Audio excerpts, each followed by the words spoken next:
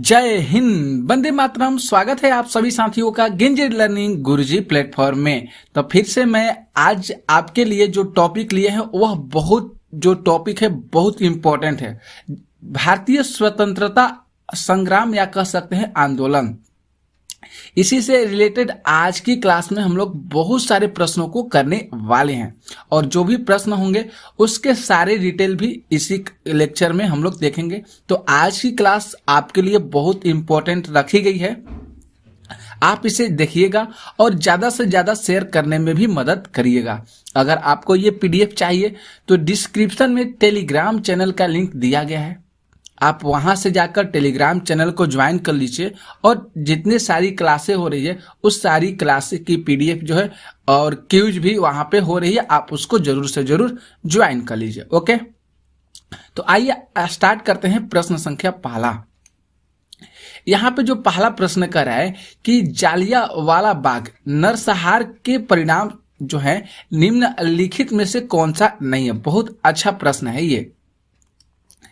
तो थोड़ा सा यहाँ पे तो यहाँ पे ए विकल्प कह रहा है कि कई भारतीयों द्वारा ब्रिटिश उपाधियों और पदों का त्याग, ये हो सकता है इसका परिणाम कि जालियांवाला बाग का। या कह सकते हैं कि ब्रिटिश सरकार के प्रति गांधी जी के रवैये में बदलाव और पंजाब में अस्थायी शांति। और डी विकल्प कह रहा है कि सेवा में जनरल डायर का निलंबन। तो यहाँ पे जो है बताना है कि जो जालियांवाला जो बाग हुआ था नरसंहार के जो रिजल्ट मिले थे उसमें से कौन से रिजल्ट जो है ये नहीं हुए। तो राइट आंसर जो है यहाँ पे सी ऑप्शन जो है राइट आंसर हो रहा है, क्योंकि पंजाब में अस्थायी शांति दिया है जो कि यहाँ पे क्या है गलत है। ये जो है जालियांवाला बाग से रिलेटेड नहीं है। बाकी जो ए बी और डी विकल्प हो रहा है ये बिल्कुल सही हो रहा है, नहीं पूछा गया है, इसलिए राइट आंसर जो है इसमें सी होगा। ओके, अब यहाँ पे थोड़ा सा हम लोग ध्यान से देख लेते हैं। जो जालियांवाला बाग हत्याकांड हो था उसका जो मुख्य कारण था वह था रॉलेट एक्ट को माना जाता है। जालियांवाला बाग हत्याकांड का जो मुख्य कारण था वह था रॉलेट एक्ट। यह भी प्रश्न आपसे पूछा जा सकता है कि जालियांवाला बाग हत्याकांड का मुख्य कारण निम्नलिखित में से कौन सा है। तो 4 विकल्प दिए रहेंगे और उसी में से आपको रॉलेट एक्ट दिख जाएगा, तो इसको आपको सही करना होगा। ओके, ये भी पॉइंट को याद करना होगा कि जो रॉलेट एक्ट है इसको काला कानून के नाम से जाना जाता है। रॉलेट एक्ट को किस कानून के नाम से जाना जाता है? तो काला कानून के नाम से जाना जाता है। मोस्ट इंपॉर्टेंट ये पॉइंट है। ओके, इसके आगे देखिए, इसके जो अलावा ब्रिटिश सरकार ने राष्ट्रीय गतिविधियों को रोकने के लिए कई कानून बनाए। जो ब्रिटिश सरकार था, ये जो रॉलेट एक्ट कानून बना था, इसको रोकने के लिए उनके द्वारा जो है अथक प्रयास किया गया।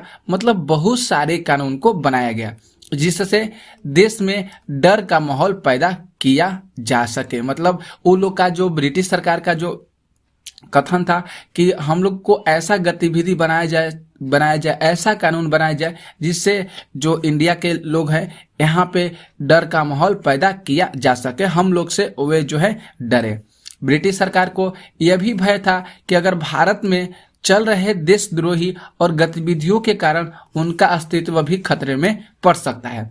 वे जो है इस बात को, ये भी बात, दोनों बात को सोच रहे थे कि हम लोग को कानून बनाना चाहिए जिससे यहाँ के लोग डरे, और उनको ये भी डर हो गया था कि अगर भारत में ये देशद्रोही गतिविधियां के कारण अगर उनका अस्तित्व जो है खतरे में पड़ सकता है। मतलब हम लोग ऐसा कर सकते हैं कि नहीं कर सकते, अगर करें तो क्या हमारा जो अस्तित्व है यहाँ से मिट सकता है या नहीं मिट सकता है। ओके, अब यहाँ पे देखिए रॉलेट एक्ट के बारे में थोड़ा सा जानकारी रख लीजिए। जो रॉलेट एक्ट है इसको ब्रिटिश सरकार द्वारा 10 मार्च 1919 को लागू किया गया था। इस चीज को ध्यान में जरूर रखिएगा, क्योंकि मैं आपके लिए अक्सर एक एक पॉइंट को बताते हैं, वह बहुत अच्छे तरीका से बताते हैं, वह आपके लिए बहुत उपयोगी होता है। आज की लेक्चर थोड़ी सी तो लंबी होगी क्योंकि हम लोग भारतीय स्वतंत्रता आंदोलन से संबंधित प्रश्न कर रहे हैं। तो रॉलेट एक्ट जो है ये 10 मार्च 1919 को लागू हुआ था। और जो रॉलेट एक्ट है इसमें ब्रिटिश सरकार द्वारा भारत में चल रहे राष्ट्रीय आंदोलन को ध्वस्त करने के उद्देश्य से रॉलेट एक्ट को पारित किया गया था। समझ में आ गया आप लोग को कि ब्रिटिश सरकार द्वारा जो भारत में राष्ट्रीय आंदोलन चल रहे हैं उसी को ध्वस्त करने के उद्देश्य से रॉलेट एक्ट को 10 मार्च 1919 में इसको पारित किया गया था। ओके, इसके आगे है कि रॉलेट एक्ट के तहत अंग्रेजी सरकार को यह अधिकार प्राप्त था कि वह किसी भी भारतीयों पर बिना मुकदमा चलाए उसे जेल में बंद कर सकती है। अब यहाँ पे देखिए ये बहुत इंपॉर्टेंट पॉइंट है कि रॉलेट एक्ट जब हुआ था 1919 में, तो उस समय जो अंग्रेजों का सरकार था और उसका जो अधिकार प्राप्त मतलब उसका अधिकार सक्षम रूप से कह सकते हैं उसको प्राप्त था, वह किसी भी भारतीयों पर बिना मुकदमा चलाए उसको जेल में बंद कर सकता था। इस चीज को भी ध्यान में रखना होगा, जिसका भारत में जबरदस्त तरीकों से विरोध हुआ कि हाँ भाई आप मेरे को बिना कुछ किए आप हमको कैसे जेल में बंद कर सकते हैं। इसलिए भारत में इसका बहुत जबरदस्त जो है विरोध हुआ था।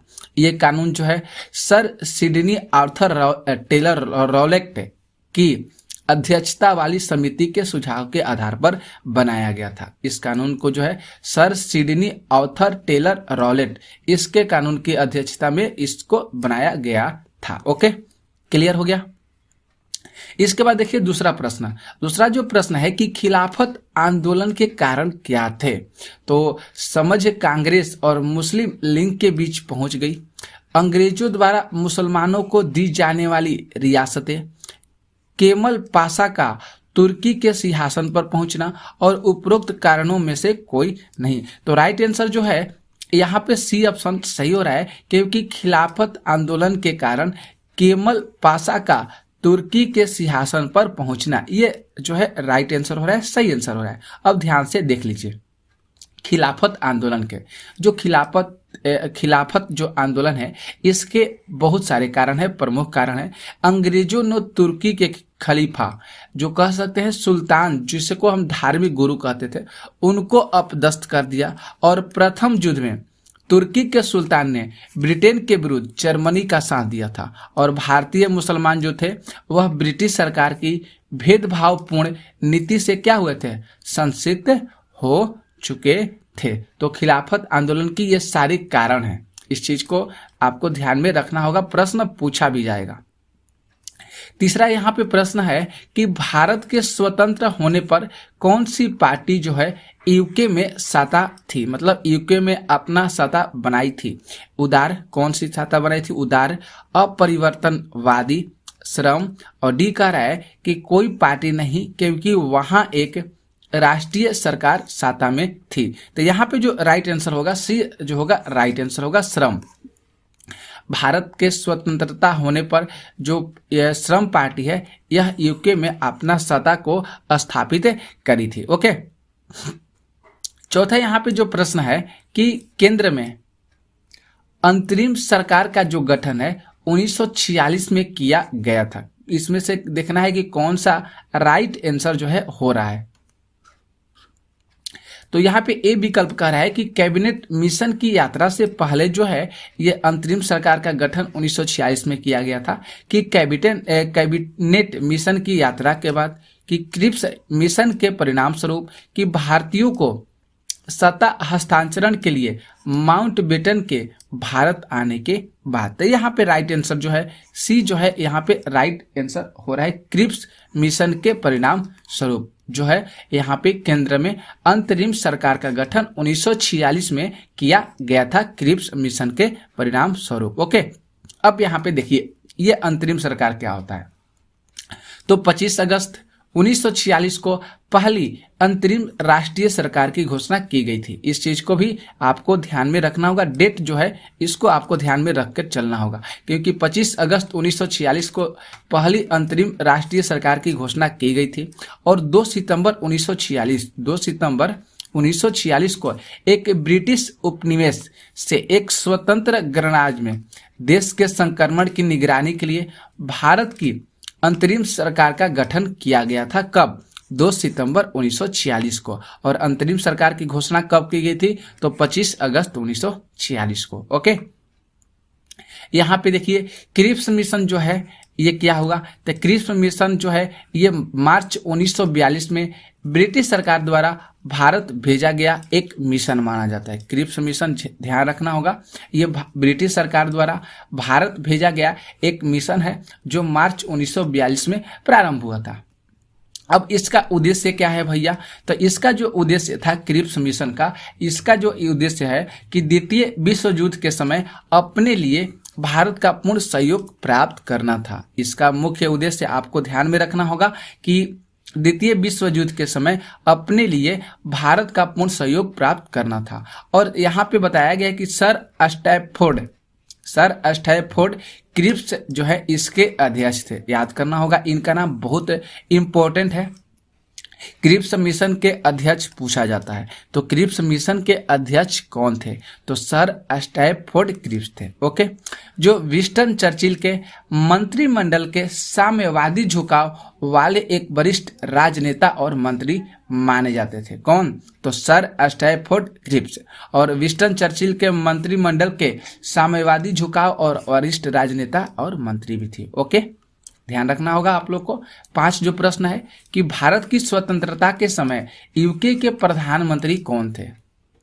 तो विंस्टन चर्चिल, क्लेमेंट एटली, लॉर्ड माउंटबेटन और रामसे मैकडोनाल्ड। तो राइट आंसर यहाँ पे जो होगा बी जो होगा, यहाँ पे राइट आंसर होगा क्लेमेंट एटली। उस समय जो थे भारत जब स्वतंत्र हो गया था तो उस समय जो यूके के जो प्रधानमंत्री थे वह थे क्लेमेंट एटली। ओके, यहाँ पे देखिए क्लेमेंट एटली जो थे यह 1947 में भारत की स्वतंत्रता के समय ब्रिटेन के प्रधानमंत्री थे।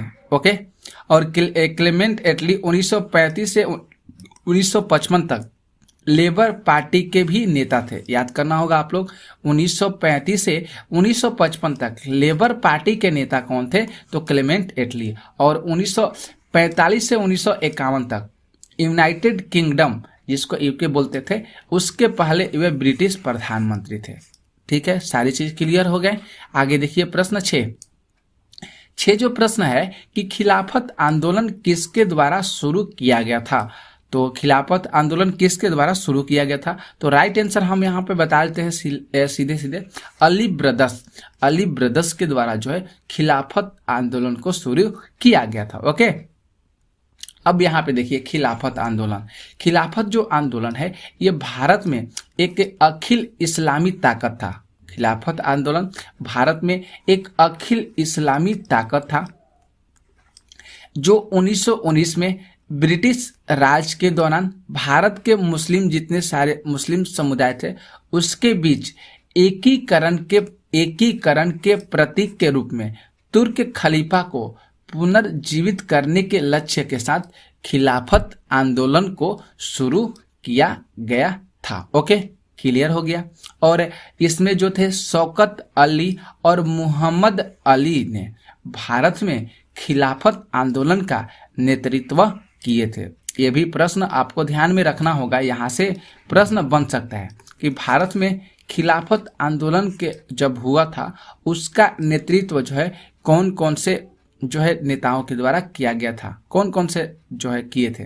तो शौकत अली और मोहम्मद अली जिन्ना के द्वारा आपको ध्यान में रखना होगा। ओके, यहाँ पे देखिए जो 7 प्रश्न है कि हिंदुओं और मुसलमानों के लिए अलग निर्वाचक मंडल का प्रावधान किया गया था। किस अधिनियम कौन सा जो है सुधार हुआ, किसके अनुसार किया गया था? तो राइट आंसर जो होगा यहाँ पे बी जो होगा राइट आंसर होगा मोंटेग-चेम्सफोर्ड सुधार।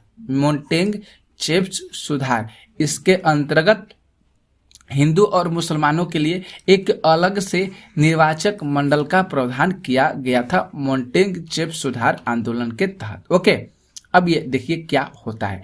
तो वर्ष 1919 में भारत परिषद अधिनियम जिसे हम मार्ले मिंटो सुधार भी कहा जाता है, याद करना होगा। वर्ष 1919 में भारत परिषद अधिनियम जिसे मार्ले मिंटो सुधार भी कहा जाता है, इसी को लाया गया था और इसी अधिनियम द्वारा चुनाव प्रणाली के सिद्धांत को भारत में पहली बार मान्यता मिली थी। इस चीज को भी ध्यान में रखना होगा।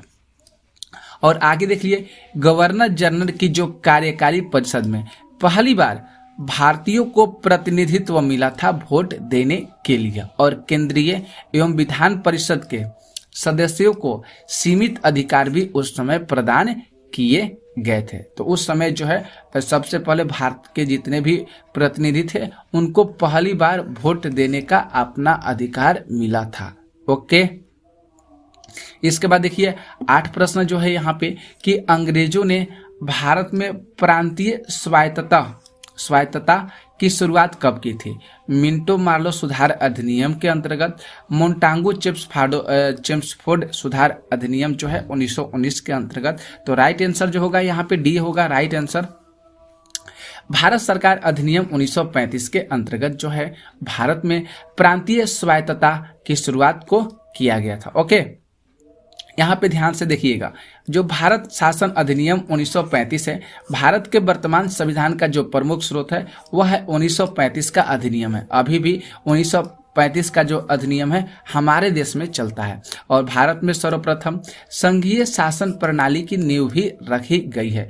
भारत में सर्वप्रथम संघीय शासन प्रणाली की नींव रखी गई है और संघ की जो इकाइयाँ है उसकी इकाइयाँ जो मानी गई है 2 मानी गई है। कौन कौन सा? एक ब्रिटिश भारतीय प्रांत और देसी रियासतें, 2 जो है यहाँ की इकाइयाँ है, संघ की इकाइयाँ है 2। ओके, और संघीय व्यवस्था जो है कभी अस्तित्व में नहीं आई क्योंकि देसी रियासतों ने इसमें शामिल होने से मना कर दिया था, क्योंकि संघीय व्यवस्था जो है अपने अस्तित्व में कभी नहीं आ पाया क्योंकि जो देसी रियासतें थी इसमें शामिल होने से पहले ही मना कर दिया, जिसकी वजह से संघीय व्यवस्था कभी भी अस्तित्व में नहीं आ सका।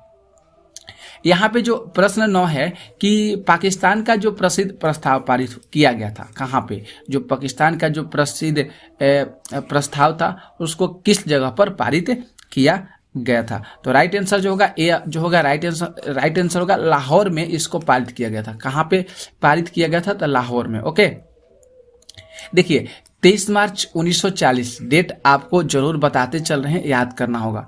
23 मार्च 1940 को पाकिस्तान प्रस्ताव पारित हुआ था और 23 मार्च 1956 को पाकिस्तान के इस्लामी गणतंत्र को पाकिस्तान के प्रभुत्व की स्थिति परिवर्तन के दौरान पाकिस्तान के पहले संविधान को अपनाया गया था 23 मार्च 1956 को। ओके, यहाँ पे जो 10 प्रश्न है कि भारतीय राष्ट्रीय कांग्रेस INC जिसको बोलते हैं किस शस्त्र में पूर्ण स्वराज जिसको हम बोलते हैं पूर्ण स्वतंत्रता को अपना लक्ष्य घोषित किया था? तो राइट आंसर जो होगा यहाँ पे ए राइट आंसर होगा लाहौर 1929 में। कब अपना लक्ष्य को घोषित किया था? तो लाहौर में किया था। कब? तो 1929 में, लाहौर 1929। ओके, कांग्रेस ने लाहौर अधिवेशन जब हुआ था दिसंबर 1929 में, इसमें पूर्ण स्वराज को अपना मुख्य लक्ष्य घोषित किया था।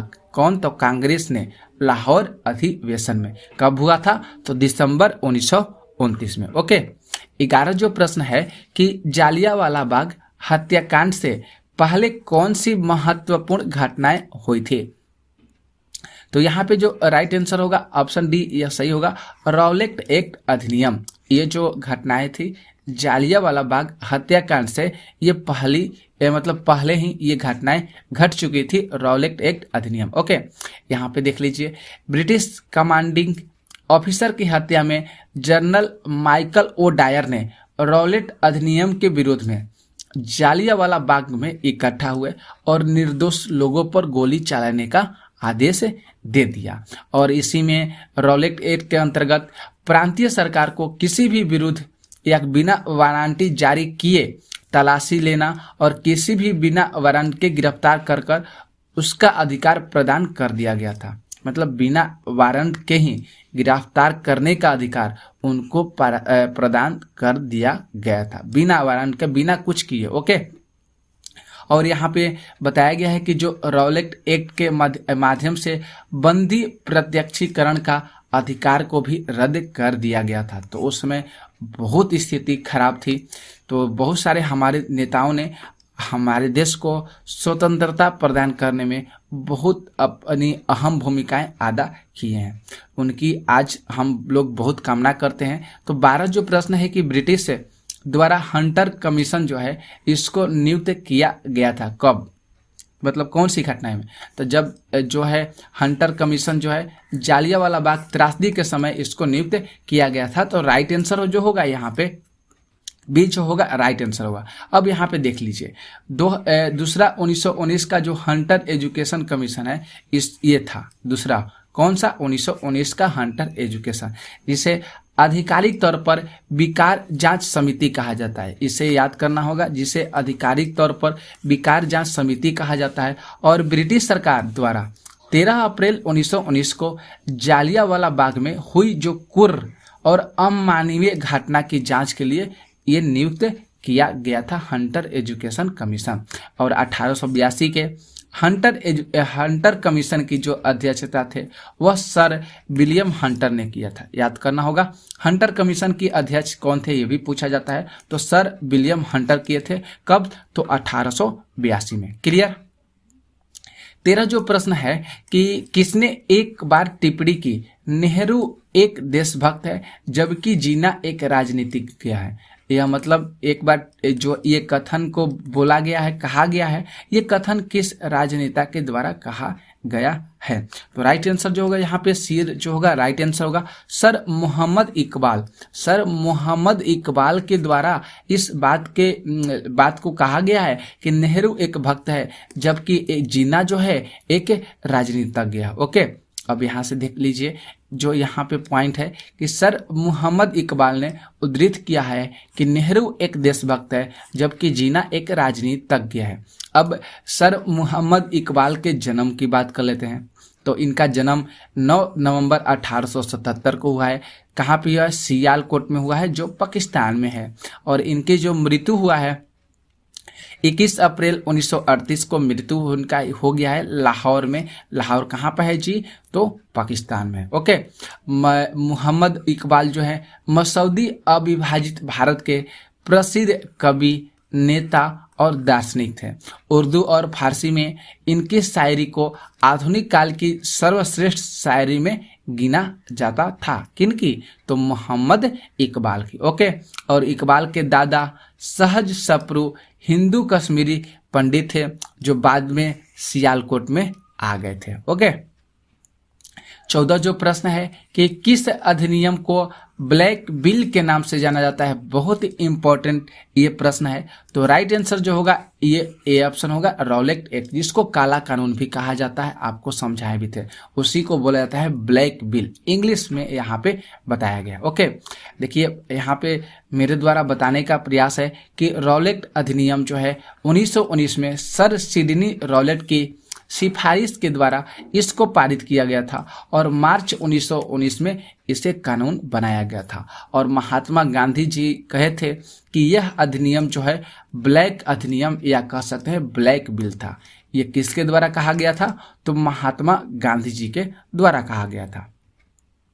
यहाँ पे जो 15 प्रश्न है कि डलहौजी ने किस राज्य के बारे में कहा है कि यह एक चेरी है जो एक दिन हमारे मुंह में गिर जाएगी। बहुत अच्छा ये प्रश्न है। तो राइट आंसर जो होगा ए ऑप्शन से होगा अवध। डलहौजी ने किस राज्य के बारे में अपनी बातें जो है ये कही है? तो अवध राज्य के बारे में ये बातें को कही है। ओके, यहाँ पे देख लीजिए अवध साम्राज्य को गवर्नर जनरल लॉर्ड डलहौजी द्वारा एक चेरी कहा जाता है। और सटीक होने के लिए 1851 में गवर्नर जनरल लॉर्ड डलहौजी ने अवध के राज्य को एक चेरी के रूप में वर्णित किया जो एक दिन हमारे मुंह में गिर जाएगा। क्लियर है। इसके बाद देखिए 16 जो प्रश्न है कि सिपाही विद्रोह के समय गवर्नर जनरल कौन था।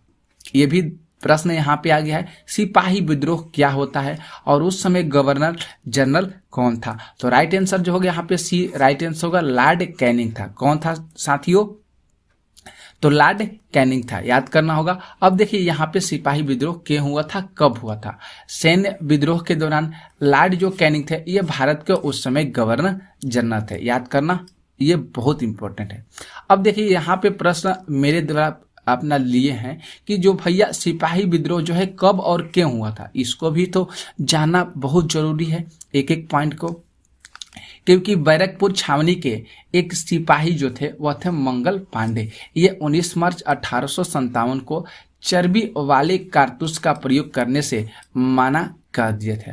अपने 2 अधिकारियों लेफ्टिनेंट जनरल और ह्यूसन और लेफ्टिनेंट बाग की हत्या भी कर दी थी। कौन?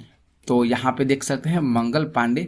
अब यहाँ पे देखिए क्या बताया गया है। 10 मई 1857 को मेरठ छावनी को 20वीं नेटिव इन्फेंट्री में चर्बी वाले कारतूस का प्रयोग करने से माना कर सशस्त्र विद्रोह यहाँ पे शुरू हो गया था, जिसकी वजह से यहाँ पे सिपाही विद्रोह उसी को नाम से जानते हैं। ओके, यहाँ पे जो प्रश्न अगला है कि 17 की निम्नलिखित में से कौन अंग्रेजों द्वारा न तो पकड़ा गया था और न ही मारा गया था। अच्छा प्रश्न है ये। तो यहाँ पे राइट आंसर जो हो रहा है बी जो हो रहा है ये राइट आंसर हो गया, नाना साहब। अंग्रेजों द्वारा जो थे ये न तो पकड़े गए थे और न ही मारे गए थे। कौन? तो नाना साहब। अब नाना साहब के बारे में थोड़ा समझ लेते हैं। नाना साहब जो हैं ये 1857 के भारतीय स्वतंत्रता के प्रथम संग्राम के शिल्पकार थे। इनका मूल नाम धोंडू पंत था और ये जो थे स्वतंत्रता संग्राम में ये कानपुर में अंग्रेजों के विरुद्ध अपना नेतृत्व चला रहे थे। कौन? तो नाना साहब। ओके, 18 जो प्रश्न है यहाँ पे कि झांसी, जिसको हम कह सकते हैं रानी लक्ष्मीबाई को पराजित करने वाली ब्रिटिश नेताओं का नेतृत्व जो है किसने किया था। बहुत अच्छा प्रश्न है ये। 18 का जो ऑप्शन जो हो रहा है यहाँ पे राइट आंसर जो होगा डी ऑप्शन जो होगा ये राइट आंसर होगा। ह्यूग रोज जरूर याद करना होगा कि रानी लक्ष्मीबाई को पराजित करने वाली जो ब्रिटिश सेनाओं का जो नेतृत्व उस समय किया था, कौन किया था भैया? तो ह्यूग रोज ने किया था। ओके, अब देखिए यहाँ पे ह्यूग रोज के नेतृत्व में ब्रिटिश सेना ने रानी लक्ष्मीबाई और तत्या टोपे को पराजित किया था। ओके, और फील्ड मार्शल जो ह्यूग हेनरी है इसके बारे में देख लीजिए। ये प्रथम बैरन स्टैर्थनन जिसबी GCSI PC ये सब थे और 6 अप्रैल 1801 और 16 अक्टूबर 1885 में इनका जन्म हुआ था। ये ब्रिटिश सेना अधिकारी भी थे। कौन? तो ह्यूग हेनरी रोज। इन्होंने तुर्क सेना के एक सैन्य सलाहकार के रूप में सेवा किए थे। कौन? तब रोज थे, जो मिस्र ओटोमन युद्ध के दौरान सीरिया से मेटेट अली की सेना के निष्कासन को सुरक्षित करने की मांग भी कर रहे थे। इसके बाद कहे कि क्रीमियम युद्ध के दौरान अल्मा की लड़ाई हुआ था, इकमर्न की लड़ाई हुआ था और मैमेलन की लड़ाई हुआ था। इसमें फ्रांसीसी सेना के साथ ये सारी लड़ाई को लड़ी गई थी। ओके, यहाँ पे देखिए 19 जो प्रश्न है कि मंगल पांडे जो थे किस रेजिमेंट से थे। तो मंगल पांडे जो थे वह 34वीं बंगाल नेटिव इन्फेंट्री, ये इसी से ये संबंधित है। कौन? तो 34वीं बंगाल नेटिव इन्फेंट्री। अब देख लीजिए यहाँ पे मंगल पांडे एक भारतीय सैनिक थे जिन्होंने 1857 के विद्रोह में भाग लिए थे और 34वीं जिसको 34 बंगाल नेटिव इन्फेंट्री जिसको BNI के नाम से जानते हैं, इसको इसी से वे संबंधित है। अब मंगल पांडे को देख लीजिए। मंगल पांडे का जन्म जो है 19 जुलाई 1857 को हुआ था नागवा में और इनकी जो मृत्यु हुआ था 8 अप्रैल 1857 में बैरकपुर में हुआ था इनका मृत्यु। मंगल पांडे एक भारतीय स्वतंत्रता सेनानी थे और 1857 में भारत के प्रथम स्वाधीनता संग्राम में अपनी महत्वपूर्ण भूमिका को निभाए थे। वे ईस्ट इंडिया कंपनी के 34वीं बंगाल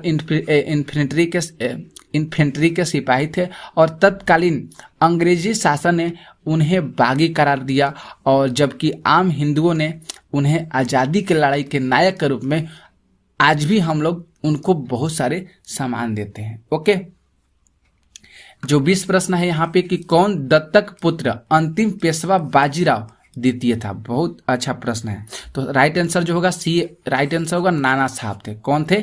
तो नाना साहब थे। 21 जो प्रश्न है कि कौन सा राज्य पहली बार चूक के, यहाँ पे ध्यान रखना होगा, पहली बार चूक के सिद्धांत द्वारा रद्द किया गया था।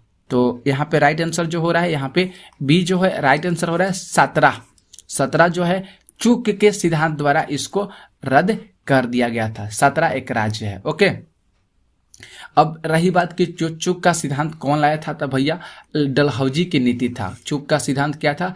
डलहौजी की नीति था। उस समय तत्कालीन गवर्नर जनरल 1848 ईस्वी में स्वतंत्र भारतीय राज्यों को रद्द करने के लिए किया गया था। यह सिद्धांत इस विचार पर आधारित था कि यदि आश्रित राज्य का कोई भी शासक निसंतान मर जाता है तो राज्य पर शासन करने का अधिकार वापस या संप्रभु को लैप्स हो जाता है। इस समय उस समय का ये कानून को लाया गया था। ओके, 22 प्रश्न है कि कुंवर सिंह के नेतृत्व में किस स्थान पर विद्रोह हुआ था? तो बिहार में जो है कुंवर सिंह के नेतृत्व में बिहार में विद्रोह हुआ था। ओके, यहाँ पे देख लीजिए 1857 के भारतीय विद्रोह के दौरान कुंवर सिंह एक नेता थे जो बिहार के उज्जैनीय कबीले के एक महाराज जमींदार परिवार से थे और उन्होंने बिहार और जगदीशपुर में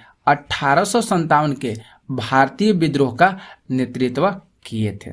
23 प्रश्न है कि किस स्थान पर ब्रिटिश अधिकारियों पर मंगल पांडे की गोली मार की घटना देखी गई थी? तो राइट आंसर होगा यहाँ पे ए जो होगा, राइट आंसर होगा बैरकपुर में। कहाँ पे देखी गई थी साथियों?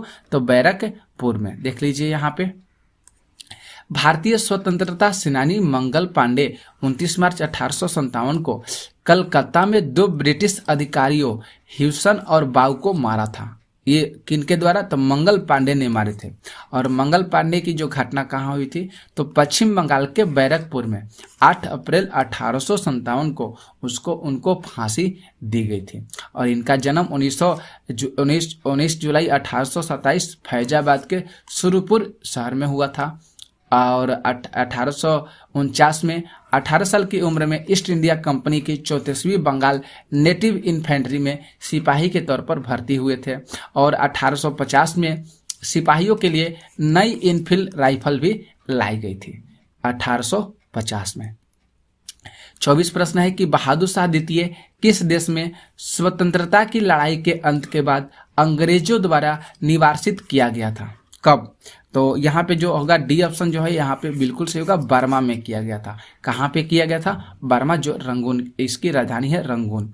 यहाँ पे युद्ध में हार के बाद अंग्रेजों ने बर्मा, जिसको कहा है म्यांमार, भेज दिया गया था, जहाँ पे उनकी मृत्यु हो गई थी। 25 प्रश्न है कि भारतीय स्वतंत्रता संग्राम का जो इतिहास है किस पुस्तक द्वारा लिखा गया था? तो यहाँ पे राइट आंसर जो है ये बिल्कुल सही होगा, वीर सावरकर। कौन सी पुस्तक द्वारा लिखा गया था?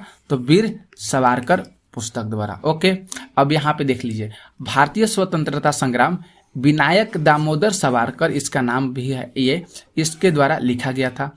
यह पुस्तक जो है 1919 में हालैंड में भारतीय स्वतंत्रता संग्राम 1857 शीर्षक के तहत इसको प्रकाशित हुई थी। और इस पुस्तक में 1857 के विद्रोह या सिपाही विद्रोह के राष्ट्रवादी इतिहास पर जोर दिया गया था। ओके, 26 प्रश्न है कि निम्नलिखित में से कौन 1857 के पहले नेता थे जिन्होंने अपना जीवन यापन किया था? तो राइट आंसर जो होगा यहाँ पे डी ऑप्शन राइट आंसर होगा, मंगल पांडे। ओके, इसके बाद देखिए अगला प्रश्न 27 जो प्रश्न है कि 1857 में बरेली में अंग्रेजों के खिलाफ विद्रोह का नेतृत्व किसने किया था? 1857 में।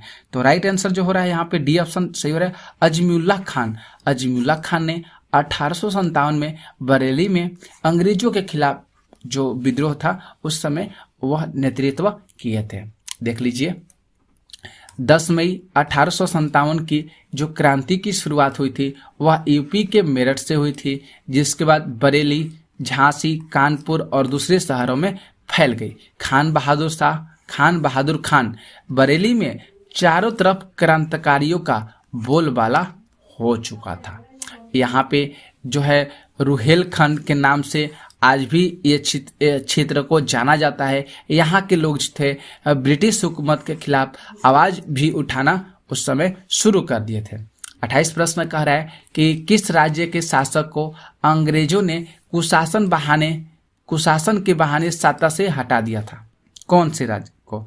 तो यहाँ पे राइट आंसर जो होगा अवध को उस राज्य से हटा दिया था। ठीक है, अंग्रेज ने अवध पर नवाब के कुशासन के बहाने इस पर कब्जा कर लिया था और अवध पर जो मौजूद था नवाब वाजिद अली शाह द्वारा कुशासन करने के बहाने अंग्रेजों द्वारा कब्जा कर लिया गया था। ओके, तब जाकर यहाँ पे ये जो है इस चीज को हटाया गया था।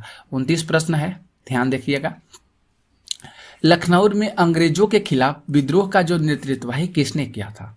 तो यहाँ पे राइट आंसर जो हो रहा है, राइट आंसर सी हो रहा है बेगम हजरत महल। लखनऊ में अंग्रेजों के खिलाफ विद्रोह का जो नेतृत्व किए थे बेगम हजरत महल किए थे। ओके, देखिए यहाँ पे लखनऊ में 1857 की क्रांति का जो नेतृत्व किए थे बेगम हजरत महल ने किया था। अपने नाबालिग पुत्र ब्रिटिश कद्र की गद्दी पर बिठाकर उन्होंने अंग्रेजी सेना को स्वयं मुकाबला किए थे और अपनी जो संगठन की अभूतपूर्व क्षमता भी उनके पास थी।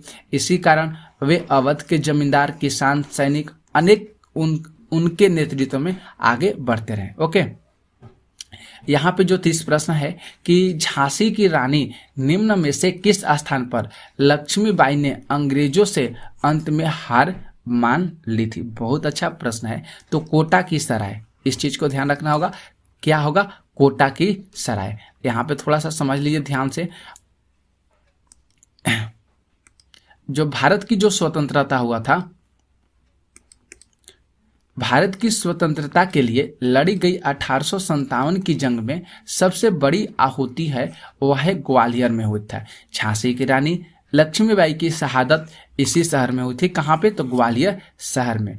हिरोज की घोर घेराबंदी और संसाधनों की कमी के चलते रानी लक्ष्मीबाई वहां पे घिर गई थी, जिसके वजह से उनको प्राय वहां पे क्या किया गया था? हार मान ली गई थी। वहां पे घेर लिया गया था, जिसकी वजह से उन्होंने हार वहां पे मान ली थी। तो आज की क्लास आपको 30 प्रश्नों के साथ कराए हैं। ये क्लास आपको कैसा लगा आप लोग कमेंट करके जरूर बताइएगा। तो इसी तरह का हम लोग कुछ नए नए टॉपिक पर आपको प्रश्न कराते रहेंगे, तो आप लोग इस चैनल पर बने रहिएगा। तो आज की क्लास हम लोग यहीं पे समाप्त करते हैं। मिलते हैं नेक्स्ट लेक्चर में इसी तरह के बहुत नए प्रश्नों के साथ। और आगे जो लेक्चर आपकी होगी वह प्रीवियस ईयर के प्रश्न होंगे, बीपीएससी के थ्रू प्रश्न पूछे गए हैं, वह भी आपकी क्लास जो है बहुत इंपॉर्टेंट है। उस क्लास को भी जरूर आप लोग देखिएगा। तो ठीक है, हम लोग क्लास स्टॉप करते हैं। तो सभी साथियों को जय हिंद, जय भारत। जय हिंद, वंदे मातरम। स्वागत है आप सभी साथियों का गेंजेल लर्निंग गुरुजी प्लेटफॉर्म में। तो आज का जो आपका टॉपिक है वह है भारतीय स्वतंत्रता आंदोलन से संबंधित। आज की क्लास में हम लोग बहुत सारे महत्वपूर्ण प्रश्नों को करने वाले हैं। ये वीडियो जो होगा आज की थोड़ी सी लंबी हो सकती है, लेकिन ये जो वीडियो है आपके लिए बहुत सहायतापूर्ण, हेल्पफुल भी कह सकते हैं, साबित हो सकता है। तो आप इस वीडियो को जरूर देखिएगा और शेयर करने में जरूर मदद करिएगा। तो देखिए, हम लोग आज की जो क्लास करने वाले हैं 1857 के विद्रोह से रिलेटेड आज की क्लास में हम लोग प्रश्नों को करेंगे, चित्रात्मक तरीके से करेंगे और सारे प्रश्नों को एक एक तरीका से समझेंगे भी, और कैसे प्रश्न वहां से भी बनेंगे ये आपको हम बताएंगे इस वीडियो में। ठीक है, और आप लोग टेलीग्राम चैनल को नहीं ज्वाइन किए हैं तो डिस्क्रिप्शन में टेलीग्राम चैनल का लिंक दिया गया है, आप लोग वहां से टेलीग्राम चैनल को जरूर ज्वाइन कर लीजिएगा, क्योंकि आपको वहां पे सारी इंफॉर्मेशन पीडीएफ जो है वहां पे मिलती रहती है। आइए हम लोग प्रश्नों को स्टार्ट करते हैं। यहाँ पे जो पहला प्रश्न है कि 1857 का जो विद्रोह है ये कहां से प्रारंभ हुआ है? बहुत अच्छा ये प्रश्न है। तो यहाँ पे देख सकते हैं दिल्ली, झांसी, मेरठ और कानपुर। तो राइट आंसर जो होगा यहाँ पे सी ऑप्शन जो होगा, ये ऑप्शन सही होगा मेरठ, क्योंकि 1857 का जो विद्रोह है ये मेरठ से प्रारंभ हुआ है। इतना तो पता हो गया कि जो 1857 का विद्रोह है कहां से प्रारंभ हुआ है, तो वह मेरठ से प्रारंभ हुआ। ओके, अब यहाँ पे देखिए जो की पॉइंट है हम लोग का, जो सबसे इंपॉर्टेंट पॉइंट, कैसे प्रश्न पूछे जा सकते हैं ये देख लीजिए।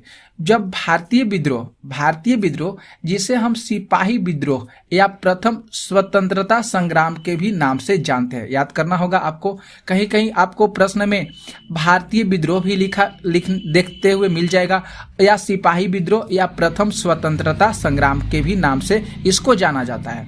अगर बात करें कि जो 1857 में भारत में ब्रिटिश शासन के खिलाफ हुआ था। जो 1857 में जो भारतीय विद्रोह हुआ था वह ब्रिटिश शासन के खिलाफ जो है लड़ाई हुआ था। ये जो है ब्रिटिश ईस्ट इंडिया कंपनी की सेवा में भारतीय सैनिकों द्वारा मेरठ से शुरू किया गया था। कहाँ से शुरू किया गया था? तो मेरठ से शुरू किया गया था। ओके, इतना क्लियर हो गया। आगे देखिए, यहाँ से जो अगला जो पॉइंट है कि 1857 का जो भारतीय जो विद्रोह हुआ था उसका मुख्य केंद्र जो है कहाँ कहाँ पर था। तो यहाँ पे देख लीजिए कहाँ कहाँ पर था। तो दिल्ली में था, कानपुर शहर में था, उसके बाद लखनऊ, झांसी और इसके बाद अरवल है होना चाहिए यहाँ पे, जो बिहार में है यहाँ पे था। तो इस चीज को ध्यान में आपको रखना होगा। 1857 के विद्रोह का जो मुख्य केंद्र है ये जो है दिल्ली, कानपुर, लखनऊ और झांसी और बिहार। ओके, अब यहाँ पे कुछ इसके आगे हम लोग एडिशनल इंफॉर्मेशन के बारे में कुछ जानकारी रख लेते हैं कि जो विद्रोह जब हुआ था, विद्रोह के जो मुख्य कारण क्या था। उस समय जो उसका मुख्य कारण था, देश के समकालीन धार्मिक और परिदृश्य थे और विद्रोह को जो था विभिन्न नामों से भी जाना जाता था, जो अभी अभी आपको बताए हैं। यहाँ पे देखिए, यहाँ पे भी बताने का मेरे द्वारा जो प्रयास है कि सिपाही विद्रोह भी था, उसी को नाम से जाना जाता है, भारतीय विद्रोह और महान विद्रोह। सिपाही विद्रोह में ब्रिटिश इतिहासकारों द्वारा इसको जो है जाना जाता था और जो महान विद्रोह हुआ था वह भारतीय इतिहासकारों के द्वारा जो है इसको महान विद्रोह के नाम से जाना जाता था। ओके, इतना भी क्लियर हुआ। अब यहाँ पे आगे बात आ गया कि 1857 के जब विद्रोह हुआ था तो उस समय उसके मतलब नेता कौन थे उस समय। तो उस समय जब 1857 का विद्रोह हुआ था तो उसका जो नेतृत्व कर रहे थे वह दिल्ली के जो सम्राट थे उनका नाम था बहादुर शाह जफर। बहादुर शाह जफर जो थे, इन्होंने 1857 के विद्रोह जो हुआ था उसका नेतृत्व कर रहे थे, बहादुर शाह जफर। ओके, जरूर याद करिएगा। इसके बाद आगे भी कुछ हमारे द्वारा जो प्रश्न है कि देश में आजादी के लिए फांसी पाने वाले पहले मुस्लिम कौन थे। जो देश में जब आजादी हुआ था, आजादी के लिए जब फांसी जो मिलने वाला था उनको, वह पहले मुस्लिम जो है कौन थे। तो पीर अली का नाम आपको ध्यान में रखना होगा। पीर अली थे। कौन थे? तो पीर अली थे। यह पहला प्रश्न का जो है इतना सारा कुछ आपको जानकारी हो गया। इसके बाद देखिए प्रश्न आते हैं दूसरा जो यहाँ पे प्रश्न है कि 1857 के विद्रोह का जो तत्कालिक कारण क्या था। 1857 के विद्रोह का तत्कालिक कारण क्या था। तो ए ऑप्शन जो कह रहा है कि चर्बी वाले कारतूसों का प्रयोग जो है आरंभ करना था। इसके बाद डलहौजी का जब्ती का सिद्धांत, और सी विकल्प कह रहा है कि ब्रिटिश सैनिकों एवं भारतीय सैनिकों के वेतन में भारी अंतर, और डी कह रहा है कि भारतीयों को ईसाई धर्म में परिवर्तित करने का प्रयास। तो यहाँ पे देखना है कि 1857 के जो विद्रोह हुआ था उसमें तत्कालिक कारण जो था क्या था। तो जो तत्कालिक जो कारण था वह था चर्बी वाले कारतूसों का प्रयोग आरंभ करना। ए जो आंसर होगा यहाँ पे, ए राइट आंसर होगा, चर्बी वाले कारतूसों का प्रयोग आरंभ करना। ओके, आइए हम लोग यहाँ पे ध्यान से देख लेते हैं।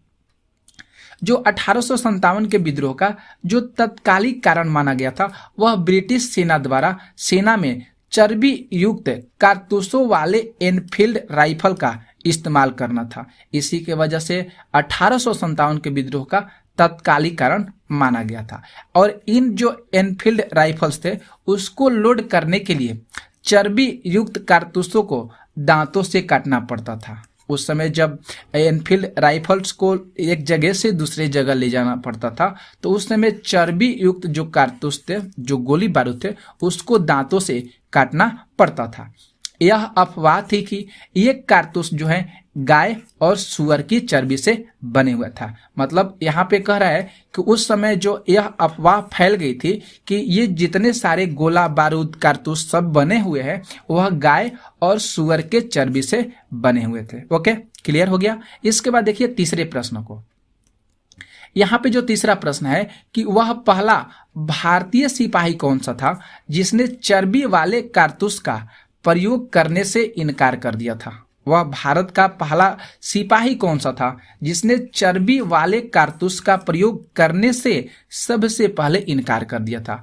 तो मंगल पांडे, शिवराम, हरदेव और अब्दुल रहीम। तो राइट आंसर जो होगा यहाँ पे ए ऑप्शन जो होगा सही होगा, राइट होगा, क्योंकि मंगल पांडे जो थे ये भारतीय सिपाही थे जिन्होंने चर्बी वाले कारतूस का प्रयोग करने से सबसे पहले इनकार किए थे। अब आइए हम लोग यहाँ पे मंगल पांडे के भी बारे में कुछ जानकारी कर लेते हैं।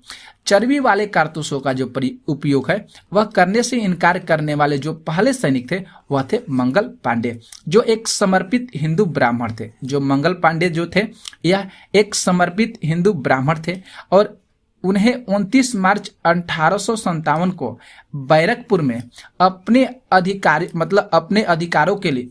पर हमला करने के लिए फांसी पर उनको लटका दिया गया था। देख लीजिए, बहुत उस समय दुखद घटना थी, तो इस चीज को भी आपको ध्यान में रखना होगा। मंगल पांडे जो चर्बी वाले कारतूसों का उपयोग करने से पहले इनकार करने वाले जो सैनिक थे वह थे मंगल पांडे, और इनको ही फांसी पर लटका दिया गया था। वह अपने अधिकार के लिए, वह अपने हक के लिए उस समय जो है अंग्रेजों से लड़ाई कर रहे थे, युद्ध कर रहे थे, अपना हक मांग रहे थे, अपना अधिकार मांग रहे थे। तो उसने क्या किया, उस समय फांसी पर उसको लटका दिया मंगल पांडे को 29 मार्च 1857 को। क्लियर हो गया। आगे देखिए, यहाँ पे कुछ बताने का प्रयास है कि जब नीचे दिया गया है कि 1857 के विद्रोह के महत्वपूर्ण नेताओं और उनके केंद्रों की सूची दी गई है। आप यहाँ पे देख लीजिए 1857 के क्रांति के नेता और उनका केंद्र देख लीजिए। बहादुर शाह जो है दिल्ली, इनका केंद्र है। इसके बाद नाना साहब याद करिएगा कानपुर, बेगम हजरत महत लखनऊ, खान बहादुर बरेली होगा। इसके बाद कुंवर सिंह बिहार हो जाएंगे, मौलवी अहमदुल्ला इसके बाद हो जाएंगे फैजाबाद, और रानी लक्ष्मीबाई ये हो जाएगा झांसी। 1857 के क्रांति के जो है ये सारे नेता हैं और इनका जो है केंद्र बिंदु है। क्लियर हो जाएगा, इसे जरूर आप लोग याद कर लीजिएगा। इसके बाद देखिए चौथा प्रश्न। चौथा जो यहाँ पे प्रश्न है कि मंगल पांडे जिसने अकेले 1857 ईस्वी में विद्रोह का सूत्रपात किया वह किससे संबंधित था। बहुत अच्छा प्रश्न है ये। सारे जितने सारे प्रश्न आपको कराएं बहुत उपयोगी है, सारे एग्जाम के लिए भी महत्वपूर्ण है, और आपको जो एग्जाम देना है बिहार शिक्षक का ये जो है 1 से 5 के लिए भी उपयोगी है। इसके बाद 9, 10 के लिए भी उपयोगी है, और 11, 12 के लिए भी ये जो क्लास है बहुत उपयोगी है। तो 34वीं नेटिव इन्फेक्टिव से, 22वीं नेटिव इन्फेक्टिव से, 19वीं नेटिव इन्फेक्टिव से, और 38वीं नेटिव इन्फेक्टिव से। तो राइट आंसर जो होगा यहाँ पे ए ऑप्शन जो होगा राइट आंसर होगा 34वीं नेटिव इन्फेंट्री से। जब मंगल पांडे उस समय जो अकेले जब 1857 ईस्वी का जब विद्रोह हुआ था उसमें उनको फांसी भी दिया गया था, वह अपने अधिकार के लिए, हक के लिए लड़ाई किए थे। तो वह किससे संबंधित था, तो 34वीं नेटिव इन्फेंट्री से। ठीक है। अब यहाँ पे कुछ एडिशनल इन्फॉर्मेशन देख लीजिए। मंगल पांडे ने अपने साथियों को खुलेआम विद्रोह करने के लिए कहा था, पर किसी के न मानने पर उन्होंने अपनी बंदूक से अपनी प्राण लेने का प्रयास किया था। मतलब यहाँ पे कहने का जो मकसद है कि मंगल पांडे और उनके साथ जो भी साथी थे उनके द्वारा कहा गया था कि आप चलिए हम लोग मिलकर खुलेआम विद्रोह करते हैं, लेकिन वे लोग न माने। तो मंगल सिंह ने क्या किया कि वह अपने बंदूक से अपने प्राण लेने का प्रयास किए, लेकिन वहाँ पे बहुत सारे साथी होने के बावजूद भी वह थोड़ा सा घायल हो गए। लेकिन वह घायल तो हो गए, देखिए यहाँ पे बताया गया, परंतु वे इस प्रयास में केवल क्या हुए, घायल हो गए। ओके। 8 अप्रैल 1857 को मंगल पांडे को कोर्ट मार्शल कर दिया गया था और 8 अप्रैल को उनको फांसी भी दे दी गई थी। 8 अप्रैल 1857 को मंगल पांडे को कोर्ट मार्शल भी कर दिया गया था और 8 अप्रैल को फांसी दे दी गई थी। इसके बाद अगला जो पॉइंट है कि बैरकपुर में 34वीं नेटिव इन्फेंट्री के एक सिपाही मंगल पांडे ने अपने ब्रिटिश अधिकारियों पर हमला किया और उन्हें क्या किया, गोली मार दी थी। यह चीज को ध्यान में रखना होगा आप लोग को। 34वीं नेटिव इन्फेंट्री, क्योंकि ये जो है यहाँ पे खुद बताया गया है कि जब मंगल पांडे अपने अधिकार हक के लिए ब्रिटिश अधिकारियों पर हमला किए थे और उन्हें पर क्या किए थे, गोली मार दिए थे। मंगल पांडे का थोड़ा सा जान जाते हैं। मंगल पांडे का जो जन्म है 19 जुलाई 1827 ईस्वी को हुआ था और मंगल पांडे एक भारतीय सैनिक थे जिन्होंने 1857 के विद्रोह में जो है अपना अहम भूमिका भाग लिए थे। ओके। इसके बाद जो 5 प्रश्न है कि 1857 के विद्रोह के समय भारत का गवर्नर जनरल कौन था। अच्छा प्रश्न है ये। तो lord Dalhousie, lord William Bentinck, lord Canning और लॉर्ड लिटन। तो राइट आंसर जो होगा सी ऑप्शन यहाँ पे राइट होगा, लॉर्ड कैनिंग था। उस समय वायसराय भी था। तो भारत का जो गवर्नर जनरल था वह था लॉर्ड कैनिंग 1857 के विद्रोह के समय। ओके, 1857 के विद्रोह के दौरान लॉर्ड जो कैनिंग था वह भारत का गवर्नर जनरल रहा था 1856 से लेकर 1860 था। वे 1858 में भारत के पहले वायसराय बना था। इस चीज को भी ध्यान रखना होगा कि प्रश्न भी पूछा जा सकता है कि 1858 में भारत का पहला वायसराय कौन था। तो जरूर आपको ध्यान में रखना होगा, लॉर्ड कैनिंग था।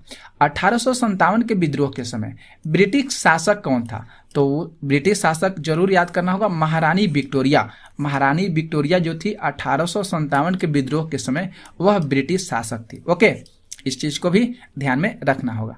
अगला देख सकते हैं प्रश्न 6 नंबर की वर्ष 1857 के विद्रोह के निम्न नेताओं में किसने सबसे पहले अपना बलिदान दिया था। 1857 के विद्रोह के समय कौन से नेता जो थे सबसे पहले अपना बलिदान दिए थे।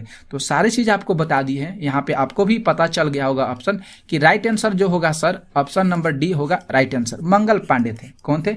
मंगल पांडे थे। आप यहाँ पे देख सकते हैं, यहाँ पे मंगल पांडे का फिगर है। मंगल पांडे का जन्म हुआ था 19 जुलाई 1827 में। ईस्ट इंडिया कंपनी के सेना में शामिल हुए थे 1849 में। सेना में ग्रीस कारतूस का इस्तेमाल शुरू किए थे 1856 में। 1800 यहाँ पे जो फरवरी 1857 में उसने अपने कारतूसों का इस्तेमाल किए थे। और 29 मार्च जो 1857 हुआ था उस समय अंग्रेजों के खिलाफ क्या किए थे? आवाज उठाए थे 1857 में, 29 मार्च 1857 में। और 8 अप्रैल 1857 में मंगल पांडे को बैरकपुर परेड में ग्राउंड में इनको फांसी पर लटका दिया था। क्लियर हो गया। अब यहाँ पे देखिए वही चीज है, आपको यहाँ पे बता दिए गए हैं। अगला प्रश्न देखिए 7 नंबर प्रश्न। जो 7 प्रश्न है कि 1857 के विद्रोह में कानपुर में सैनिक का नेतृत्व जो है किसने किया था? कुंवर सिंह, तात्या टोपे, लक्ष्मीबाई और नाना साहब। राइट आंसर जो होगा डी ऑप्शन सही होगा, नाना साहब। आप चित्र में देख सकते हैं, ये जो है फिगर किसका है? तो नाना साहब का है। तो आइए हम लोग इसके बारे में थोड़ा सा जानकारी हासिल कर लेते हैं। नाना साहब जो थे ये कानपुर शहर में 1857 के विद्रोह का नेतृत्व किए थे। और नाना साहब का जो असली नाम था धोंडू पंत था। इस चीज को ध्यान में रखना होगा। इनका असली नाम क्या था? धोंडू पंत था। वह दिवंगत पेशवा बाजीराव द्वितीय के दंतक पुत्र थे। और वह पेशवा जो बाजीराव थे वह द्वितीय के उत्तराधिकारी भी थे। बाजीराव द्वितीय के दंतक पुत्र भी थे और पेशवा बाजीराव द्वितीय के उत्तराधिकारी भी थे। और 1857 के विद्रोह में तांतिया टोपे नाना साहब के सेनापति थे। 1857 के विद्रोह में उसमें पूछा जा सकता है कि नाना साहब के सेनापति कौन थे? तो तांतिया टोपे था। कौन थे? तो उस समय तांतिया टोपे जो थे उस समय नाना साहब के सेनापति थे। ठीक है, नाना साहब का असली नाम क्या था? तो धोंडू पंत था। ठीक है, यहाँ पे आगे देखिए, ऐसा माना जाता है कि जब विद्रोह हुआ था तो नाना साहब जो थे नेपाल भाग गए थे। जब विद्रोह हुआ था तो उस समय जो थे नाना साहब जो है नेपाल भाग गए थे, ऐसा माना जाता है। झांसी और ग्वालियर में रानी लक्ष्मीबाई ने 1857 के विद्रोह का नेतृत्व किए थे। झांसी और ग्वालियर शहर में रानी लक्ष्मीबाई ने 1857 के विद्रोह का नेतृत्व किए थे। और बेगम हजरत महल ने लखनऊ शहर, आगरा शहर और अवध में 1857 के विद्रोह का नेतृत्व किए थे। प्रश्न पूछा जा सकता है, तो इस चीज को आप एक एक पॉइंट को ध्यान में जरूर रखिएगा क्योंकि यहां से प्रश्न जरूर पूछा जाएगा। और कुंवर सिंह जो थे इन्होंने बिहार के जगदीशपुर में 1857 के विद्रोह का नेतृत्व किए थे। तो जरूर आपको याद रखना होगा, झांसी और ग्वालियर के जब 1857 का जो विद्रोह हुआ था उसका नेतृत्व रानी लक्ष्मीबाई के द्वारा किया गया था। और लखनऊ, आगरा और शहर और अवध में जब विद्रोह हुआ था तो उसके समय बेगम हजरत महल ने उसका नेतृत्व किया था। और बिहार के जगदीशपुर में जब 1857 का विद्रोह हुआ था तो उस समय कुंवर सिंह के द्वारा जो है उसका नेतृत्व किया गया था। अब थोड़ा सा 1857 के जो विद्रोह के बारे में थोड़ा जानकारी देख लीजिए। 1857 से 59 का जो भारतीय विद्रोह हो रहा था, तो उस समय भारत में ब्रिटिश ईस्ट इंडिया कंपनी के शासन के खिलाफ एक व्यापक और कह सकते हैं एक लेकिन असफल विद्रोह था। व्यापक और एक लेकिन असफल विद्रोह था, जिसने ब्रिटिश ताज की ओर से एक संप्रभु शक्ति के रूप में कार्य किया था। और उस समय जो इसका विद्रोह हुआ था, तो उस समय तत्काल जो कारक बना था एनफील्ड राइफल की शुरुआत के लिए। इसका जो तत्कालिक कारण आपको बताए थे एनफील्ड राइफल, जरूर आपको ध्यान में रखना होगा। और कारतूस को बंदूक में लोड करने से पहले उसे काटना पड़ता था, ये भी बताएं आपको। और भारतीय सिपाहियों का मानना था कि कारतूस पर सुअर की चर्बी और गाय की चर्बी से ग्रीस लगाया जाता था, ठीक है। और 1857 का जो विद्रोह हुआ था, सर्वप्रथम 29 मार्च 1857 को मंगल पांडे द्वारा बैरकपुर जो है वह बैरकपुर कहाँ है, पश्चिम बंगाल में, वहां से प्रारंभ हुआ था। ओके, क्लियर हो गया। इसके बाद जो 8 प्रश्न है कि 1857 की विद्रोह की शक्ति का सबसे महत्वपूर्ण तत्व कौन सा था? नाना साहेब का नेतृत्व, झांसी रानी का नेतृत्व, बहादुर शाह का सहयोग और हिंदू मुस्लिम एकता। तो यहाँ पे जो ऑप्शन राइट आंसर जो होगा डी ऑप्शन सही होगा। यहाँ पे हिंदू मुस्लिम को उस समय एकता में लाना था। इसी समय मतलब जो है वह विद्रोह की शक्ति का सबसे महत्वपूर्ण तत्व जो है 1857 के विद्रोह का, वह हिंदू मुस्लिम एकता को एकत्रित करना था, तब जाकर यह विद्रोह हुआ था। ओके, तो इस चीज को ध्यान में रखना होगा। अगला जो प्रश्न है कि 9 की रानी लक्ष्मीबाई का मूल नाम क्या था? तो मणिकर्णिका, जयश्री, पद्मा, अहल्या। तो राइट आंसर जो होगा यहाँ पे मणिकर्णिका था। आप देख सकते हैं चित्र में, ये रानी लक्ष्मीबाई है। आइए हम लोग इनके बारे में थोड़ा सा डिटेल से जान जाए। रानी लक्ष्मीबाई का जो जन्म हुआ था वाराणसी में 19 नवंबर 1828 को हुआ था। और इनका बचपन का जो नाम था मणिकर्णिका था। इनका बचपन का नाम मणिकर्णिका था, लेकिन जो प्यार से इन्हें हम लोग मन्नू कहकर पुकारे थे, मन्नू कहकर पुकारा जाता था। इनकी माँ का नाम भागीरथी बाई और इनके पिता का नाम मोरोपंत तांबे था। इनके पिता का नाम मोरोपंत तांबे था। रानी लक्ष्मीबाई मराठा शासित झांसी राज्य की रानी और 1857 की राज्य क्रांति की द्वितीय शहीद वीरांगना थी। कौन? तो रानी लक्ष्मीबाई। क्लियर हो गया। इसके बाद इन्होंने सिर्फ 29 वर्ष की उम्र में अंग्रेज साम्राज्य की सेना से युद्ध किया और रणभूमि में वीरगति को प्राप्त हुई।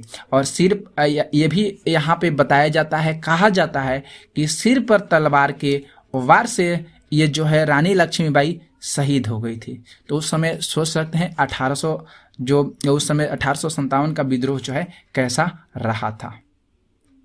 इसके बाद देखिए प्रश्न 10 कि बेगम हजरत महल ने 1857 के विद्रोह का नेतृत्व निम्नलिखित में से किस शहर में किया था? अभी जस्ट आपको इसके बारे में बताए हैं, लखनऊ, कानपुर, बनारस और इलाहाबाद। तो राइट आंसर आपको पता था कि लखनऊ शहर में जो है बेगम हजरत महल ने अपने 1857 विद्रोह का नेतृत्व किए थे।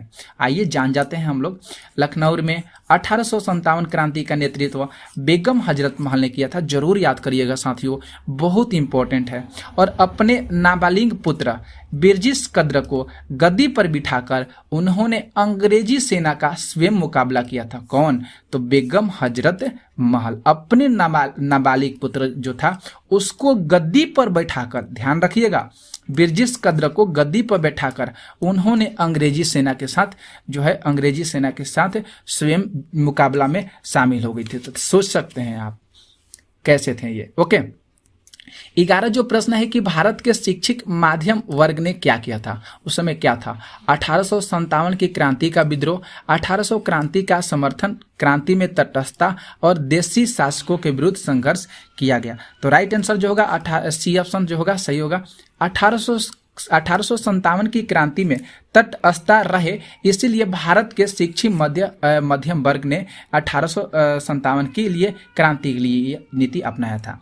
यहाँ पे जो पॉइंट यहाँ पे बताया गया है कि 19वीं और 17वीं शताब्दी के अंत के दौरान भारत में यूरोपीय व्यापारी कंपनियों ने एक दूसरे के साथ जमकर प्रतिस्पर्धा की और 18वीं शताब्दी के अंतिम तिमाही तक अंग्रेजों ने अन्य सभी को क्या किया? उस समय पछाड़ दिया और खुद भारत में प्रमुख शक्ति के रूप में अपना स्थापित कर लिया और अंग्रेज ने लगभग 2 शताब्दियों तक भारत पर शासन किया और देश के सामाजिक, राजनीतिक और आर्थिक जीवन में बहुत क्रांतिकारी परिवर्तन लाए। ओके, और उस समय जो थे महात्मा गांधी 1869 से 1948 के आगमन के साथ ब्रिटिश विरोधी संघर्ष वास्तव में एक जन आंदोलन बन गया था और इसके बाद ब्रिटिश शासन के खिलाफ कई आंदोलन हुए और उस समय धीरे धीरे समय बीतता गया और उसी समय भारत की जीत के साथ अंग्रेजों का यह एहसास भी हो गया था कि वह जो दिन है अब दूर नहीं है, हम लोग को अब भारत छोड़कर भागना पड़ेगा। तो इस चीज़ को भी आपको ध्यान में रखना होगा। देखिए कितना अच्छा लग रहा है पढ़ने में। यहाँ पे 12 जो प्रश्न है कि निम्नलिखित कथनों पर विचार करना है। पहला कह रहा है कि मंगल पांडे बैरकपुर बंगाल स्थित 34वीं नेटिव इन्फेंट्री का एक सिपाही था। ओके, अगला जो पॉइंट है दूसरा कि वह पहला भारतीय सिपाही था जिसने एनफील्ड राइफल जिसमें चर्बी लगे कारतूस का प्रयोग होता था उसका प्रयोग करने से इनकार किए थे। मंगल पांडे 29 मार्च 1857 को सार्जेंट मेजर ह्यूजमन को गोली मारकर लेफ्टिनेंट वो की तलवार से हत्या कर दी थी। चौथा कह रहा है कि विद्रोह के आरोप में मंगल पांडे को 8 अप्रैल 1857 को फांसी की सजा सुनाई गई थी। यहाँ पे देखना है कौन सा विकल्प सही हो रहा है। तो राइट आंसर जो होगा यहाँ पे साथियों, हम यहाँ पे सारे ऑप्शन को हम यहाँ पे सही करें, ये भी सही हो रहा है। 1, 2, 3 और 4 ऑप्शन भी यहाँ पे सही हो रहा है। सारी बातें जो यहाँ पे कथन दिया गया है सारी कथन सही है। ओके, इसके बाद देखिए प्रश्न संख्या 13। यहाँ पे जो 13 नंबर जो प्रश्न है कि 1857 की क्रांति के समय ब्रिटेन का प्रधानमंत्री कौन था उस समय? तो बेंजामिन डिजरायल, लॉर्ड जॉर्ज गैल्डस्टोन और लाई पॉम स्टर्न। तो राइट आंसर जो होगा यहाँ पे ऑप्शन डी सही होगा।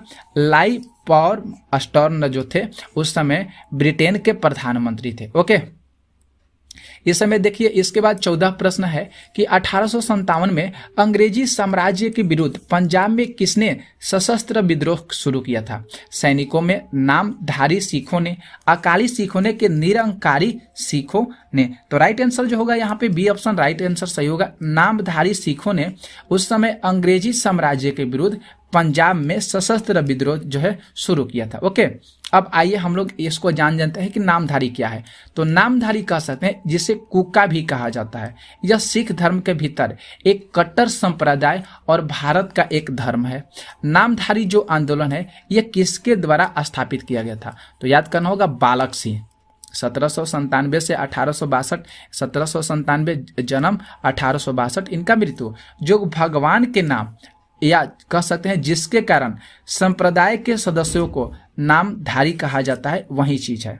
ठीक है, अगला देखिए यहाँ पे बताया गया है 15 प्रश्न में कि बिहार में 1857 की क्रांति के नेता जो थे कुंवर सिंह, उनका देहांत कब हो गया था? बहुत अच्छा प्रश्न है। 26 अप्रैल 1858, 17 जून 1858। तो राइट आंसर आपको सही बताते हैं कि यहाँ पे राइट आंसर जो होगा ए ऑप्शन जो होगा राइट आंसर होगा।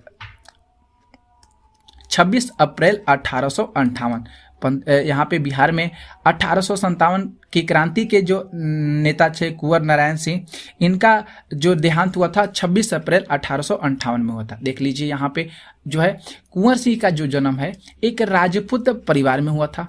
13 नवंबर 1777 में इनका जन्म हुआ था और 26 अप्रैल 1858 में इनका मृत्यु हो गया था।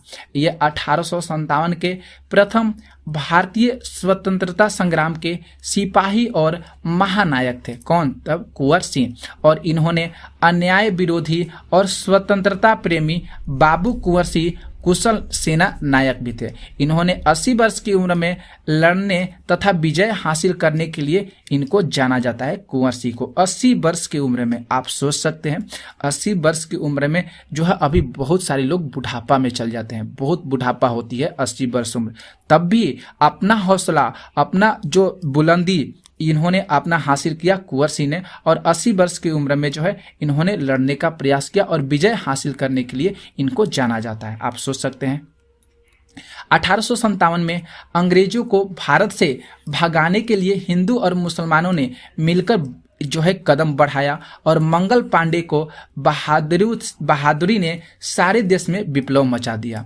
बिहार के दानापुर रेजिमेंट और बंगाल के बैरकपुर और रामगढ़ के सिपाहियों ने यहाँ से बगावत शुरू कर दी और मेरठ, कानपुर, लखनऊ, इलाहाबाद, झांसी और दिल्ली में आग क्या हुआ, यहाँ पे भड़क गया। और ऐसी हालत में बाबू कुंवर सिंह ने अपने सेनापति मैक्यू सिंह एवं भारतीय सैनिकों का क्या किए थे, उस समय नेतृत्व किए थे। बहुत अच्छा लगा। इसके बाद देखिए 16 प्रश्न जो है कि अंग्रेजी भारतीय सेना ने चर्बी वाले कारतूसों से चलने वाली एनफील्ड राइफल जो है कब शामिल की थी, कब? तो राइट आंसर आपको जरूर बताते हैं कि जो राइट आंसर होगा बी जो होगा राइट आंसर होगा दिसंबर 1856। क्योंकि वीडियो लंबा हो जाएगा तो मैं यहाँ पे आपको डायरेक्ट राइट आंसर बताएंगे, दिसंबर 1856। ओके, आइए जान जाते हैं अंग्रेजी भारतीय सेना ने चर्बी वाले कारतूसों से चलने वाली एनफील्ड राइफल कब शामिल की गई, तो आपको बता दिए हैं। और अंग्रेजी भारतीय सेना ने चर्बी वाले कारतूसों से चलने वाली एनफील्ड राइफल जो है दिसंबर 1856 में इसको शामिल किया गया था। और उस समय तात्कालिक कारण था यही था एनफील्ड राइफल के कारतूस जो सुअर और गाय के चर्बी से लगा हुआ था। ओके, 17 जो प्रश्न है कि निम्नलिखित में से कौन सा जो आयोग है 1857 का विद्रोह दमन के बाद भारतीय फौज के 9 संगठन से संबंधित है। तो यहाँ पे जो राइट आंसर जो होगा बी ऑप्शन सही होगा। यहाँ पे पील आयोग था। कौन सा आयोग था, तो वह आयोग था पील आयोग। ओके, अब आइए पील आयोग को जानते हैं, ये कौन सा आयोग है। तो पील आयोग का जो गठन है 1857 का विद्रोह दमन के बाद भारतीय फौज के 9 संगठन हेतु किया गया था। और पील आयोग की स्थापना 1857 में की गई थी। और 1857 के जो प्रथम स्वतंत्रता संग्राम के बाद ब्रिटिश सरकार ने सैन्य व्यवस्था में परिवर्तन लाने का भी प्रयास किया था। तो पील जो आयोग है इसका गठन जो है 1857 में किया गया था भारतीय फौज और 9 संगठन हेतु। यहाँ पे अगला जो कह रहा है कि पील कमीशन की जो अध्यक्षता है जोनाथन पील कर रहे हैं।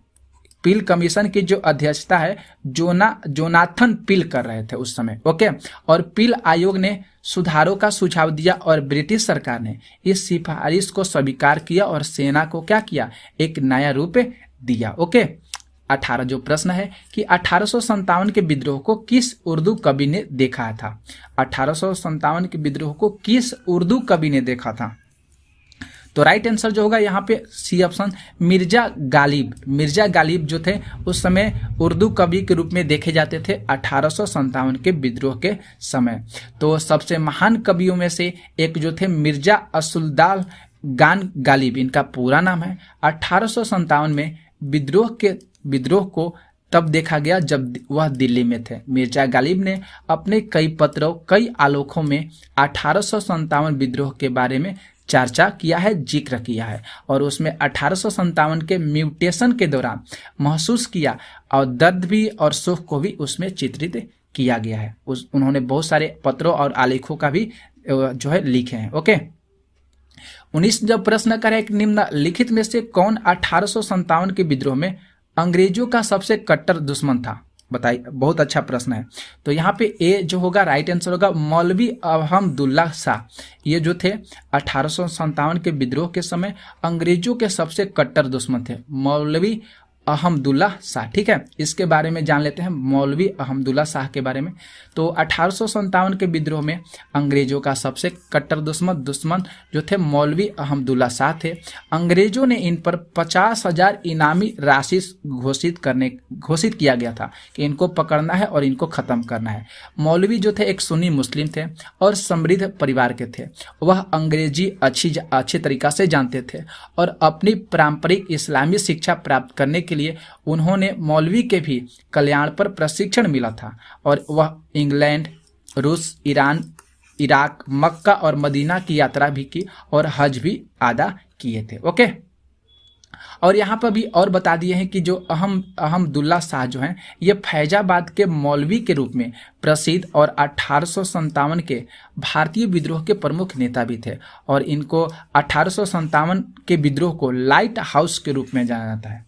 प्रश्न पूछा जा सकता है कि 1857 के विद्रोह के लाइट हाउस के रूप में किस नेता को जाना जाता है, किसको जाना जाता है? तो मौलवी अहमदुल्ला शाह को जाना जाता है। क्लियर है। इसके बाद 20 प्रश्न है कि जगदीशपुर के राजा कौन थे? जगदीशपुर के राजा कौन थे? तो राइट आंसर जो होगा कुंवर सिंह थे। जगदीशपुर के राजा कौन थे? तो कुंवर सिंह थे। आइए कुंवर सिंह के बारे में थोड़ा जान जाते हैं। कुंवर सिंह जो थे वह तत्कालीन जगदीशपुर के लोकप्रिय राजा और 1857 के वीर योद्धा थे। नाना साहब जो थे 1857 के भारतीय स्वतंत्रता के और उनके प्रथम संग्राम के शिल्पकार थे। उनका नाम जो था धोडू पंत था और उन्होंने स्वतंत्रता संग्राम में नाना साहब ने कानपुर में अंग्रेजों के विरुद्ध का नेतृत्व किए थे। ओके। तात्या टोपे जान लिए। तात्या टोपे जो थे ये 16 फरवरी 1814 में जन्म इनका था और 18 अप्रैल 1859 में इनका मृत्यु हुआ था। ये भारत के प्रथम स्वाधीनता संग्राम के एक प्रमुख सेना नायक थे और 1857 के जब महान विद्रोह हुआ था उन्होंने इसमें अपनी भूमिका सबसे महत्वपूर्ण, प्रेरणादायक और बेजोड़ इनकी भूमिका थी। किनकी? तो तात्या टोपे की। और रानी लक्ष्मीबाई का तो आपको बताया ही है कि 19 नवंबर 1828 में इनका जन्म हुआ था और 18 जून 1858 में इनका मृत्यु हो गया था। और रानी लक्ष्मीबाई मराठा शासित झांसी राज्य की रानी और 1857 की राज्य क्रांति की द्वितीय शहीद वीरांगना थी। 29 वर्ष की उम्र में इन्होंने रणभूमि में वीरगति प्राप्त कर ली थी। ये सारी चीज आपको क्लियर कर दी है, बता दिए हैं। कुंवर सिंह के बारे में भी आपको बताए हैं। ये कुंवर सिंह एक राजपूत परिवार से थे। 13 नवंबर 1777 में जन्म हुआ था। 26 अप्रैल 1858 में इनका मृत्यु हो गया था। राजपूत परिवार से थे और भारतीय स्वतंत्रता संग्राम के सिपाही और महानायक थे। ये चीज आपको क्लियर कर दी है, आप लोग अच्छे तरीका से पढ़ लीजिएगा। 21 प्रश्न जो है कि 1857 के विद्रोह का नेतृत्व जो है बिहार में किसने किया था? आपको उस समय भी वहां पे जब चार्ट बनाए थे तो आपको समझाए हैं। तो कुंवर सिंह थे जो बिहार में 1857 के विद्रोह के नेतृत्व किए थे।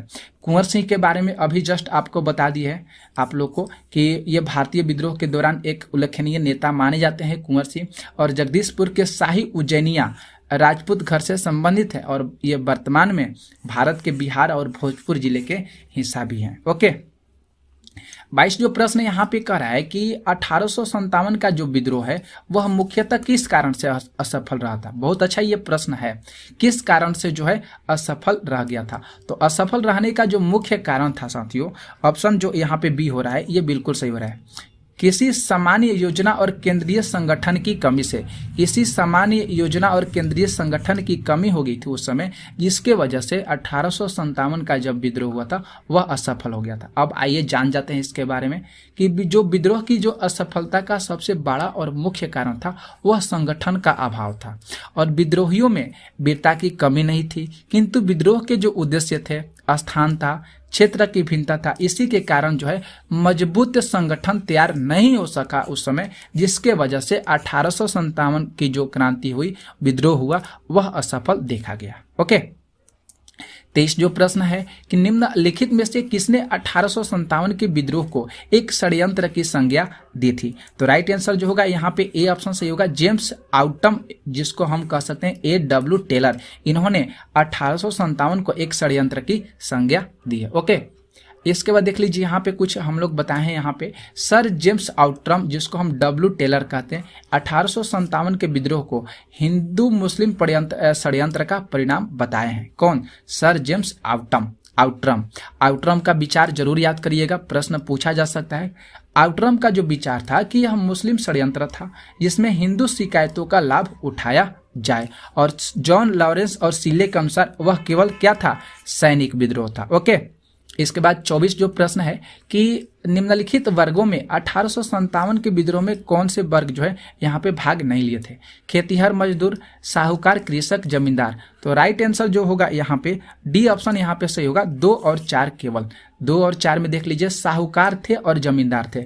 इन्होंने 1857 के विद्रोह में अपना हिस्सा मतलब हिस्सा नहीं लिए थे, भाग उसमें नहीं लिए थे, लेकिन खेतीहर मजदूर और कृषक जो थे वह उन्होंने अपना हिस्सा जरूर लिया था। 25 प्रश्न जो है 1857 में किसने इलाहाबाद को आपातकालीन मुख्यालय बनाया था? तो राइट आंसर जो होगा यहाँ पे लॉर्ड कैनिंग। लॉर्ड कैनिंग ने इलाहाबाद को आपातकालीन मुख्यालय बनाया था उस समय 1857 के युद्ध के समय। तो 1857 के विद्रोह के समय लॉर्ड कैनिंग थे, ये गवर्नर जनरल थे और जिन्होंने आपातकालीन मुख्यालय इलाहाबाद में बनाए थे। ओके, लॉर्ड कैनिंग जो थे ये वेब चार्ल्स, जिसको हम जॉन कैनिंग भी कहा जाता है, कहीं कहीं प्रश्न में जॉन कैनिंग भी लिखा जाता है, इनका लॉर्ड कैनिंग का ही नाम है। वह भारत के प्रथम वायसराय थे। गवर्नर के रूप में उनका जो कार्यकाल है 1856 से 1862 तक रहा है। ओके, और यहाँ पे देख लीजिए इस दौरान इन्होंने गवर्नर ऑफ इंडिया 1858 एक्ट पास हुआ, जिसके अनुसार governor of general of India और वायसराय जो है इनको घोषित किया गया है लॉर्ड कैनिंग को। ब्रिटिश ईस्ट इंडिया कंपनी ने ब्रिटिश ताज को सत्ता हस्तांतरित किए जाने पर इन्होंने भारत सरकार पुनर्गठन की कार्रवाई जो है लॉर्ड कैनिंग की अध्यक्षता में हुई थी और 1859 में अर्ल उपाधि भी इनको प्रदान किया गया था लॉर्ड कैनिंग को। तो इतना चीज आपको क्लियर हो गया। तो आज की जो क्लास थी हम लोग की 25 प्रश्नों के अंतर्गत ही क्लास आज के लिए थे। तो ये क्लास आपको कैसा लगा जरूर कमेंट कीजिएगा। अगर आपको इसके आगे और वीडियो चाहिए तो जरूर आप कमेंट करके बता दीजिएगा। सर इस टॉपिक पर हम लोग को कम से कम 100 प्रश्नों को जरूर करा दीजिए, जिससे आपको अच्छे तरीका से याद भी हो जाएगा। ओके, तो आज की क्लास हम लोग यहीं पे समाप्त करते हैं। मिलते हैं नेक्स्ट लेक्चर में, नेक्स्ट वीडियो में। तो तब तक के लिए जय हिंद, जय भारत।